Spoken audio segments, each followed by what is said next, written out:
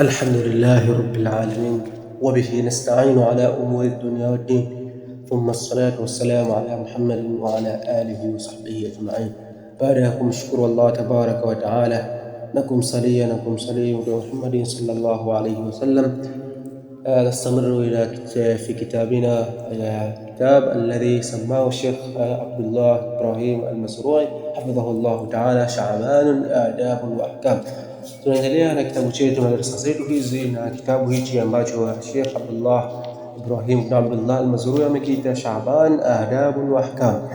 Na jana tuliishia katika ibara ambayo inasema kwamba na mtu anatakiwa na wayatazawwadu bitaqwa, achukue zawadi ya ucha Mungu liyaumin, kwa ajili ya siku ambayo la yanfa'u fihi, haitomfaa siku hiyo mali yake wala banu wala watoto, hatomfaa illa man ata Allah biqalbin salim, isipokuwa yule ambaye atakayemwendea Allah tabaraka wa taala moyo usalimika. Fayambaghi lilmuslim, leo tunaondokea hapa. Fayambaghi lilmuslim, basi atakana kwa kila muislamu an yubadiru, afanye haraka, wa yusari'u, unapupa kabisa, biightinami hadhihi alayam almubarak, kutumia fursa ya masiku haya yaliyobarikiwa, haya masiku haya, wa khasatan, na hasa fi hadha zaman, katika zama hizi, zamani ambazo naishuhu, ambazo hizi zama tunaishi, azamanu alladhi kathurat fiha alfitan, zama ambazo zimekithiri fitna zimekuwa nyingi. Na zama hizi Mtume sallallahu alayhi wasallam alishazitabiria kwamba hizi zitakuja zama za fitna, lakini Mtume sallallahu alayhi wasallam hakuacha sisi wajawahi kutupa mwongozo. Zama hizi zitakapotokezea nini yatakikana sisi tufanye, Mtume sallallahu alayhi wasallam alishatubainishia haya kama tutakavyoona. Wazi? Na azamanu alladhi naishuhu, zama ambazo sisi tunaishi, zamanul fitan, zama hizi za fitna, wal asqam, na maradhi yameenea, wal aubia, na mabalaa mengi, wal iyadhu billah, tunajikinga na Allah tabaraka wa taala na hayo. Haithu qalabat almawazin, yani zama kwa namna ambazo zimebadilika mizani zimebadilika. Zamani unakuta watu wana heshima, watoto wana heshima kwa wazazi wao, wale hawaendi harusini. Lakini tazama sasa hivi, mtoto baki anamwona na mzigo, anachezea simu, maskini habari hana, hendi kumpokea mzazi wake. Zama zimebadilika. Mke alikuwa zamani, mke kabla mume wake aende zake kazini na mtengenezea chai, lakini angalia sasa, manake hadith wala haraj Allah. Kwa hiyo zama zimebadilika, watabadalat almaayir, na vipimo vimebadilishwa. Yani mtu hajui haki ipi batili ipi, yani vipimo vimebadilishwa shaghala baghla kabisa.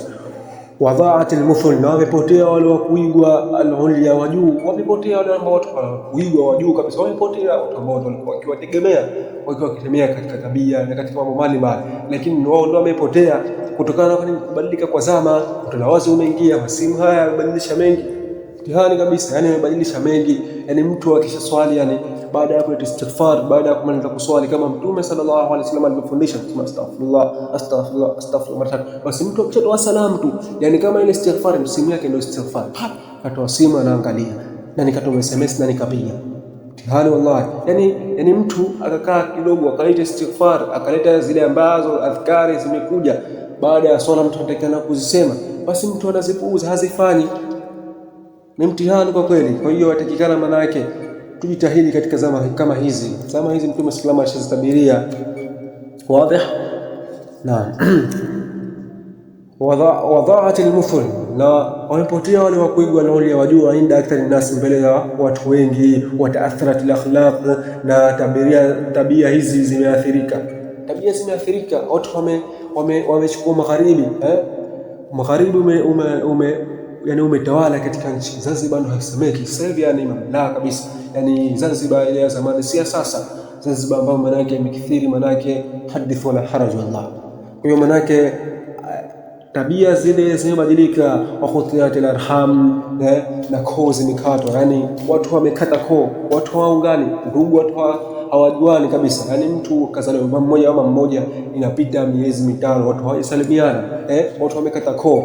Na ndio maana akasema mmoja katika wanachuoni akasema kwamba kuunga undugu sio lazima uende ukamtembelee ndugu yako, hapana, bali kumpigia simu, kuchat naye, ukamtumia ujumbe, basi ni katika kuunga undugu. Mimi nilikuwa nakusalimia, ukamjulia hali, ili ni katika kuunga undugu. Na ndio maana Mtume sallallahu alaihi wasallam katika hadithi akasema kwamba mambo matatu ambayo manake mtu akiwa nao manake atacheleweshwa umri wake, yani atacheleweshwa umri wa kuondoka duniani, maana umri wake utakuwa mrefu. Anataka kuwa umri wake mrefu, basi moja katika mambo hayo matatu Mtume sallallahu alaihi wasallam akasema kwamba yule ambaye ataunga undugu. Kwa hiyo ukiwa unataka ucheleweshwe, urefushiwe umri wa duniani, umri wako, basi lazimiana na katika jambo zima la nini, la kuunga undugu. Na hili ni katika dhambi lilokuwa kubwa, lakini akthar an-nas la ya'lamun, lakini wengi katika watu hawajui hili. Kwa hiyo watakikana tujitahidi katika kuunga ndugu. Wakhtalatat al-umuri, na mambo yamechanganyika, mambo haya yamechanganyika. Watashahabat al-ahwai, na zimeenea balaa, bid'a zimeenea, matamanio haya, bid'a zimeenea nyingi.